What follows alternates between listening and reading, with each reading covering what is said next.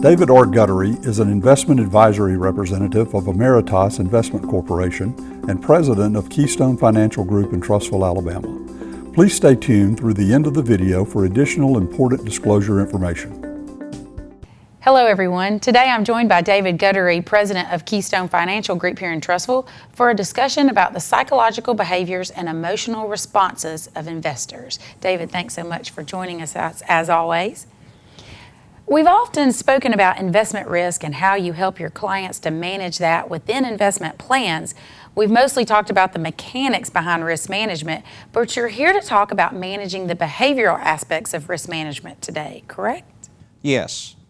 Over the previous 2 decades, there have been a number of research studies that have explored the human behavioral response patterns when confronted with painful or pleasurable stimulus. It's interesting that across a number of these studies, it was concluded that humans will in some cases be 10 times more likely to avoid pain than gravitate toward pleasure. One researcher suggested that the human brain reacts much more strongly to stimuli that is deemed to be harmful or negative. Another research study into successful marriages seemed to confirm and expound upon this by suggesting that happily married couples must have 7 positive interactions for every 1 negative interaction in order to maintain balance. The suggestion being that 1 negative interaction carries so much more emotional weight than positive interactions that it takes 7 positives to balance out 1 negative. Understanding that in general, the human brain is much more sensitive to pain than pleasure can be of tremendous benefit when helping clients manage the emotional aspects of investing.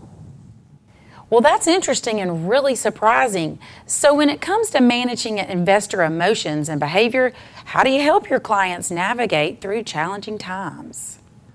We are surrounded by instantly available information from our televisions and the internet.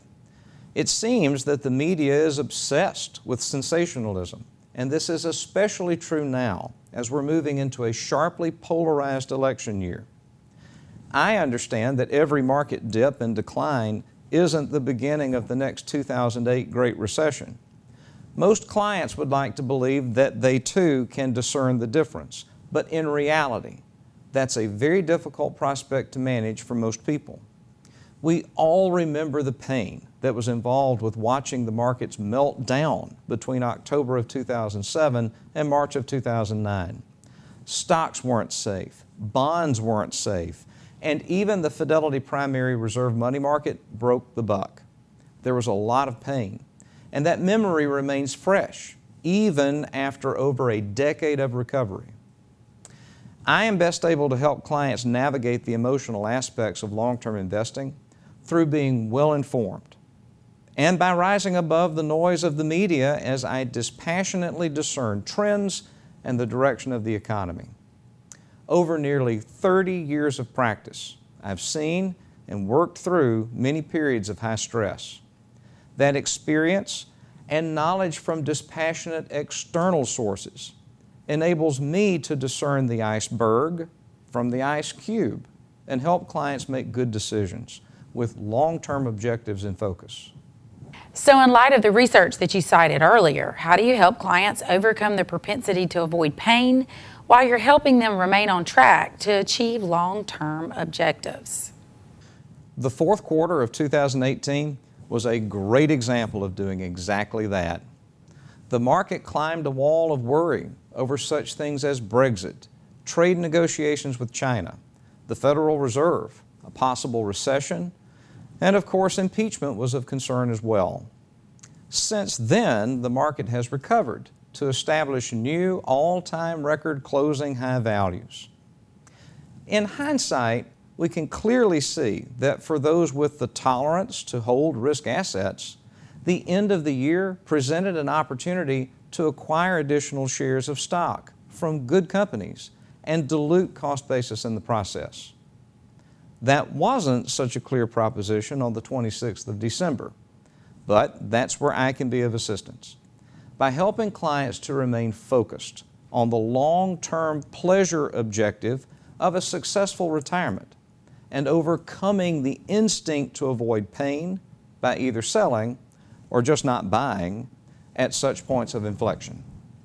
So it sounds like there is a direct correlation between successfully achieving long-term investment objectives and being able to successfully manage the emotional and behavioral aspects of market fluctuation. That is absolutely true. The chances of success or failure depend on how consistently an investor has been able to rise above the constant barrage of negative sentiment, media sensationalism, and red arrows on the television screen. My job is to rise above that noise and help clients successfully manage the emotional aspects of investing between today and tomorrow. David, as always, thanks so much for joining us. For additional information and to get in touch with David, he may be reached through the means listed upon the following screen. For the Trustful Tribune, I'm Brannon Dawkins. David R. Guttery independently offers securities and investment advisory services through Emeritus Investment Corporation, member FINRA and SIPC. AIC and Keystone Financial Group are not affiliated. Additional products and services may be available through David R. Guttery or Keystone Financial Group that are not offered through AIC. Some of the products and concepts discussed have their own cost and are subject to risk, including the possible loss of principal. These costs and risk will be thoroughly discussed with you prior to any recommendation or solicitation. Past performance is no guarantee of future results. Information provided is gathered from sources believed to be reliable. However, we cannot guarantee their accuracy.